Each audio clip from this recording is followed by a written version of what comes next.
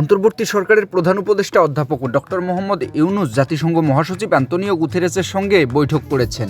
বৃহস্পতিবার নিউ ইয়র্কের স্থানীয় সময় দুপুর 2টায় জাতিসংঘের সাধারণ অধিবেশনের ফাঁকে এই বৈঠক অনুষ্ঠিত হয়। বৈঠকে ডক্টর মোহাম্মদ ইউনূস অন্তর্বর্তী সরকারের প্রধান উপদেষ্টা হিসেবে দায়িত্ব গ্রহণ করায় তাকে অভিনন্দন জানিয়ে তার সরকারের প্রতি পূর্ণ সমর্থন জ্ঞাপন করেন জাতিসংঘ মহাসচিব। এছাড়া ডক্টর মোহাম্মদ ইউনূস ও অ্যান্তোনিও গুতেরেসের মধ্যকার আলোচনায় রোহিঙ্গা ইস্যুতে জাতিসংঘের ফ্যাক্ট ফাইন্ডিং মিশনের প্রতি পূর্ণ সমর্থনের গুরুত্ব ও জাতিসংঘ শান্তিরক্ষা কার্যক্রমে বাংলাদেশের অংশগ্রহণের প্রতিশ্রুতির বিষয়টি উঠে আসে। প্রসঙ্গত, জাতিসংঘ সাধারণ পরিষদের ৭৯তম অধিবেশনে যোগ দিতে বর্তমানে নিউ ইয়র্কে অবস্থান করছেন প্রধান উপদেষ্টা। শুক্রবার স্থানীয় সময় সকাল 10টায় এই অধিবেশনে ভাষণ দেন তিনি।